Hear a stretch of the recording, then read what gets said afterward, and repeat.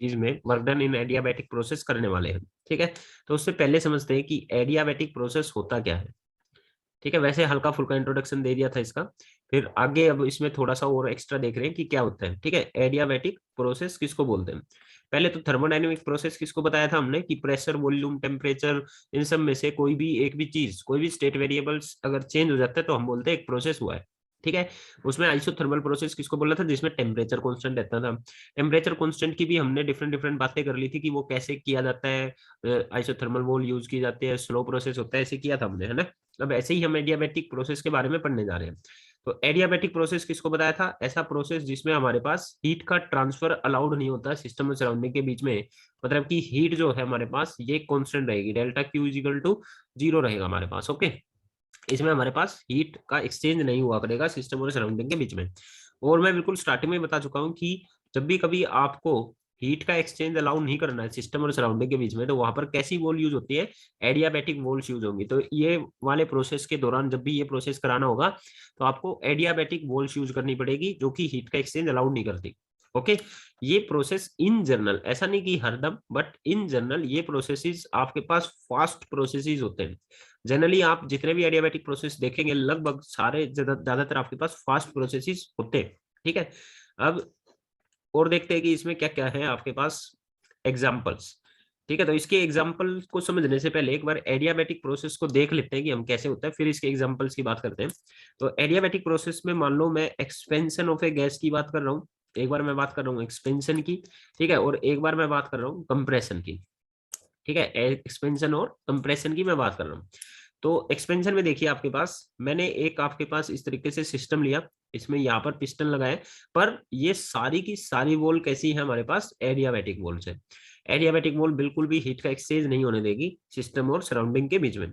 ऐसे ही हमारे पास यहाँ पर भी सिस्टम है, इसकी भी सारी वॉल कैसी है, एडियाबैटिक वॉल। जब सिस्टम एक्सपेंड होता है तो इसमें क्या करती है, गैस वर्क डन करती है। गैस नीचे से फोर्स लगाएगी, प्रेशर डालेगी, जिसकी वजह से जो सिस्टम है इसकी वॉल्यूम इंक्रीज कर जाएगी। ठीक है, ज्यादा इंक्रीज कर जाएगी। तो वॉल्यूम इंक्रीज करेगी तो देखिए हीट तो एक्सचेंज नहीं हो सकती, हीट ना बाहर जा सकती ना बाहर से अंदर आ सकती, तो हीट का एक्सचेंज अलाउड नहीं है, तो हीट तो हमारे पास रहेगी कांस्टेंट। ठीक है, हीट तो ट्रैप्ड है अंदर, तो वो ट्रैप हीट तो हमारे पास रहेगी कांस्टेंट। पर सेम हीट आपके पास ज्यादा वॉल्यूम में होगी, एक्सपेंड होने की वजह से सेम हीट ज्यादा वॉल्यूम में होगी। इसको कुछ ऐसा बिल्कुल सिंपल से एग्जांपल से आप समझ सकते हैं कि मान लो हमारे पास एक होल है बहुत बड़ा सा। ठीक है, और इसमें किसी एक जगह पे इस तरीके से आग लगा ली गई। तो आग लगा दी गई तो जो होल में बिल्कुल इधर लास्ट में बंदा बैठा होगा उसको बिल्कुल हल्की फुल्की गर्मी फील हो रही होगी, अगर हो रही होगी तो, अदरवाइज वो भी नहीं होगी। पर अगर इसी होल को एक रूम में कन्वर्ट कर दिया जाए, जो इतना सही है हमारे पास, और इसमें यहाँ पर फिर उतनी ही आग लगी हुई है जितनी पहले थी, अब ये आदमी ज्यादा हीट यहाँ पर फील करेगा।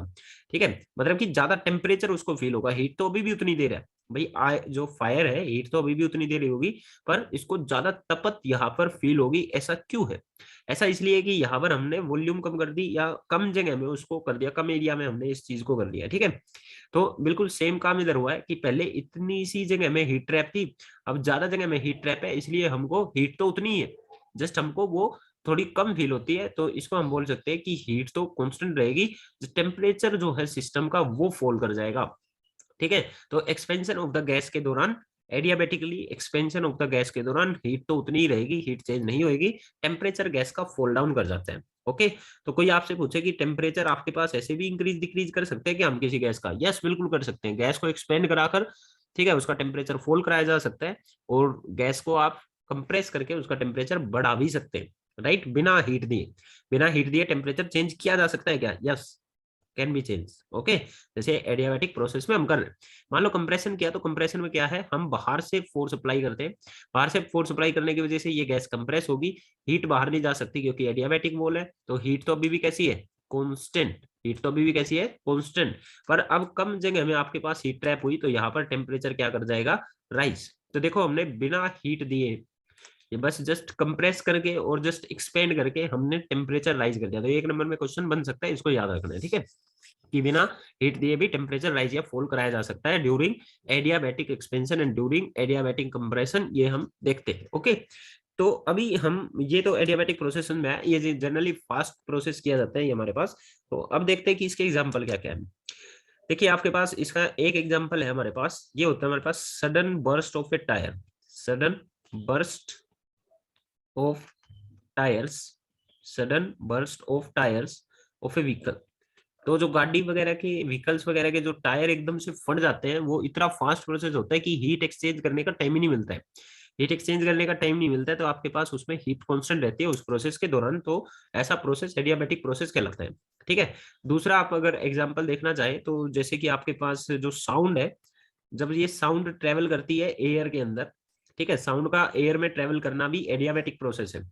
साउंड अगर आपको 9th क्लास का भी इवन याद है, तो साउंड इस तरीके से ट्रेवल करती है कि जो एयर के पार्टिकल है पहले क्लोज क्लोज आ जाते हैं, फिर वे दूर दूर हो जाते हैं, फिर क्लोज क्लोज हो जाते हैं।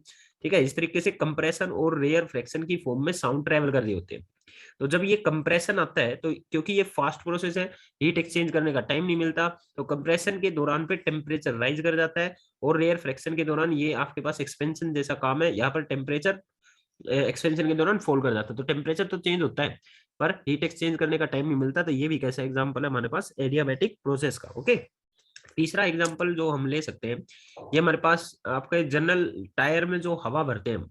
ठीक है, टायर के लिए जो एयर पंप रहते हैं हमारे पास, हवा भरते हैं, तो कभी आपने अगर हवा भरी हो हाथ वाले उससे, तो वो गर्म हो जाता है आपके पास। उसमें भी यही होता है कि जब आप उसको जल्दी जल्दी कंप्रेस और एक्सपेंड कर रहे होते हो, तो वो जो टेम्परेचर उसका राइज करता है, क्योंकि हीट तो ट्रैप उतनी ही रहती है उसके अंदर, तो पर आप कभी जगह ज्यादा दे देते हो, कभी जगह कम दे देते हो, तो उसकी वजह से टेम्परेचर राइज करता है उसका। ठीक है, तो वो हमने देखा होगा, तो वो भी एक एडियाबैटिक प्रोसेस का ही एग्जांपल है हमारे पास। ओके। नंबर 4 आप देख सकते हो कि जो ये स्प्रे वगैरह होते हैं, ठीक है, डीओ वगैरह, स्प्रे वगैरह, जो परफ्यूम बोल सकते हो आप, ये सब जब इनको जब स्प्रे किया जाता है, तो ये कैसे लगते हैं हमको, कूल फीलिंग देते हैं ना, ठंडे ठंडे लगते हैं हमको।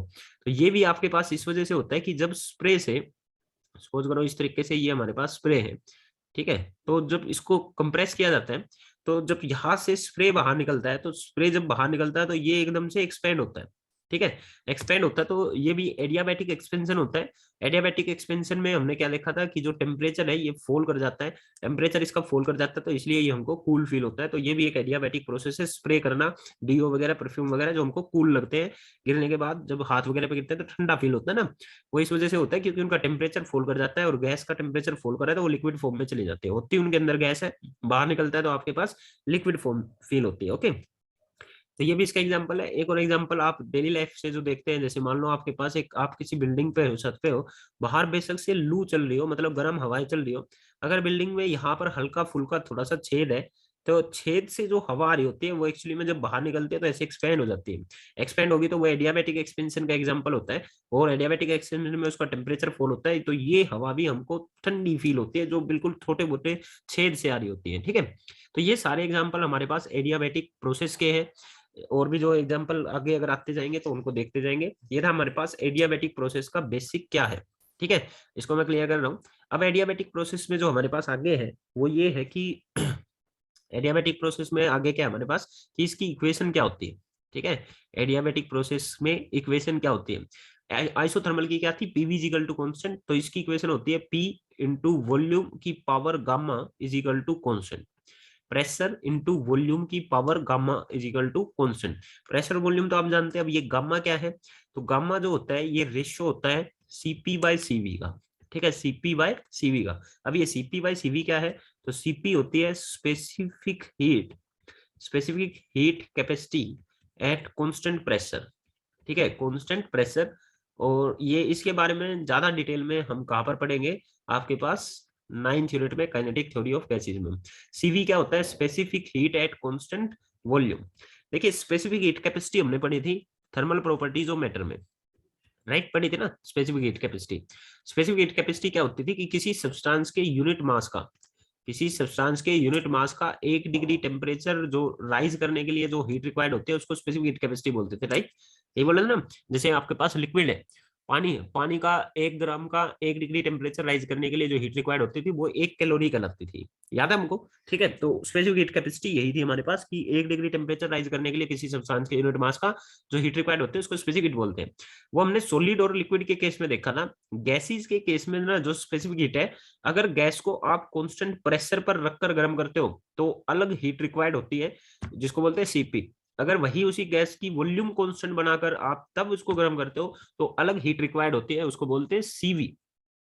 कांस्टेंट प्रेशर रखते हुए हीट दोगे तो अलग है, कांस्टेंट वॉल्यूम रखते हुए हीट दोगे तो वो हमारे पास अलग होती है। तो वहां पर गैस में दो तरीके की स्पेसिफिक हीट होती है, एट कांस्टेंट प्रेशर रखते हुए, एट कांस्टेंट वॉल्यूम रखते हुए। ठीक है, तो इसलिए यहाँ पर ये दो होते हैं और इनकी रेशियो को गामा बोला जाता है। ये अलग अलग गैस के लिए अलग अलग होता है।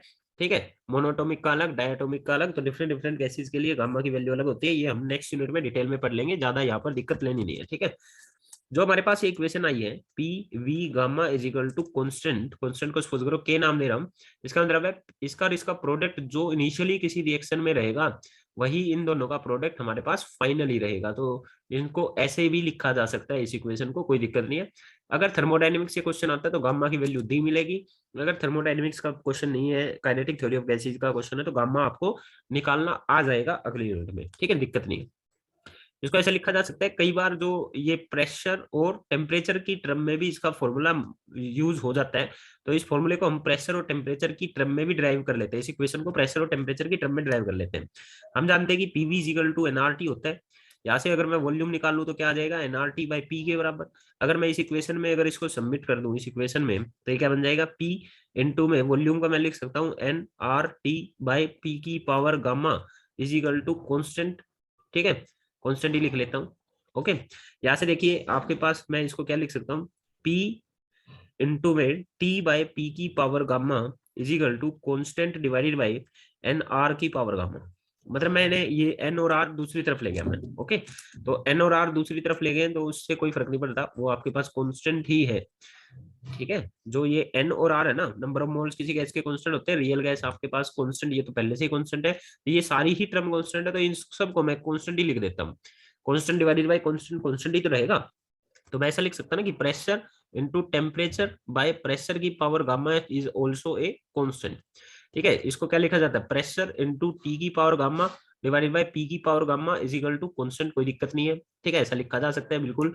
पी की पावर गामा को ऊपर ले जाओ तो पी की power minus gamma into T की power gamma is equal to constant, ऐसा लिखा जा सकता है। राइट, ठीक है। तो अब यहाँ से क्या बन गया, तो यहाँ से हमारे पास इक्वेशन आ जाएगी प्रेशर और इसकी तरफ में, ठीक है ना, बना पी की पावर बेस सेम तो पावर ऐड। ठीक है, पी की पावर 1 माइनस गामा टी की power gamma is equal to constant. तो प्रेशर और टेम्परेचर की टर्म में हमारे पास ये इक्वेशन इसकी यूज हो जाती है। ठीक है, तो ये थी हमारे पास equation of the adiabatic process. अब हम आते हैं कि आपके पास ये क्या रहता है, क्या नाम है, वर्क डन। ठीक है, तो जो मेन टॉपिक था हमारे पास, इंपोर्टेंट जो टॉपिक था उस पर आ जाते हैं। Work done in adiabatic, work done in adiabatic expansion या फिर compression of A gas, expansion या कंप्रेशन ऑफ ए गैस, ये हमारे पास आज का टॉपिक था। ठीक है मतलब कि, तो आपको पहले ही बता चुका हूँ, एक्सपेंशन का वर्क डन पॉजिटिव होता है, कंप्रेशन का नेगेटिव, तो इन दोनों में सिर्फ ये फर्क आना है पॉजिटिव और नेगेटिव का। ठीक है, वो आप बाद में चेंज कर सकते हैं। तो मैं पहले एक्सपेंशन का आपको वर्क डन आज फिर कर दे रहा हूँ। ठीक है, तो मैंने बोला था कि देखो जी, आपके पास एक गैस ले लेते हैं, गैस को आपके पास गैस ने इस पर कुछ फोर्स लगाया, कुछ प्रेशर डाला। ठीक है, pressure is equal to force upon area से, और ये आपके पास जो है थोड़ी बहुत एक्सपेंड होगी, हमारे पास वॉल्यूम V1 से वॉल्यूम V2 तक गैस एक्सपेंड हो गई है। ठीक है, एडियाबैटिकली। वॉल कैसी यूज करी होगी हमने एडियाबैटिक प्रोसेस कराने के लिए, एडियाबैटिक वॉल्स यूज करे होंगे। ठीक है, तो मैंने आपको लास्ट क्लास में बताया था कि वर्क डन आप डायरेक्ट अब यहाँ से शुरू कर सकते हैं, पीडीवी, और शुरू के स्टेप करने की जरूरत नहीं है कि work done equal to force into displacement, force को प्रेशर इनटू एरिया लिखे, फिर एरिया इनटू डिस्प्लेसमेंट को वॉल्यूम लिख दें, आएगा यही आपके पास। ओके, वर्क डन ये होता है, हम इसको इंटीग्रेटिंग बोथ साइड कर दे और लिमिट लिख दे कि वॉल्यूम की V1 से V2 है, तो हमारे पास नेट वर्क डन आ जाएगा। तो net work done is equal to integration V1 से V2, ठीक है, प्रेशर इनटू में डीवी, ये आ गया। अब हम जानते हैं कि यहाँ पर जो इसकी प्रोसेस की जो हमारे पास इक्वेशन है, ठीक है, इस प्रोसेस की इक्वेशन हमारे पास क्या थी, तो एक मिनट देख, PV gamma is equal to constant, right, यही थी ना हमारे पास। तो PV gamma is equal to constant, ये हमारे पास इसकी इक्वेशन थी। तो यहाँ से मैं क्या लिख सकता हूँ, प्रेशर को क्या लिख सकता हूँ, कांस्टेंट को के मान लेते हैं, कांस्टेंट को के मान लेते हैं। तो यहाँ से मैं प्रेशर को लिख सकता हूँ कांस्टेंट डिवाइडेड बाय वी की पावर गामा। ओके, तो ये मैं सबमिट कर देता हूँ इक्वेशन 1 में, यूजिंग इन 1। ठीक है, यूजिंग इन 1 फर्स्ट इक्वेशन में मैं इसको यूज कर देता हूं, तो देखिए क्या बनेगा, work done is equal to integration V1 से V2, मैंने प्रेशर को लिख दिया constant K divided by V की पावर गामा इनटू में dV।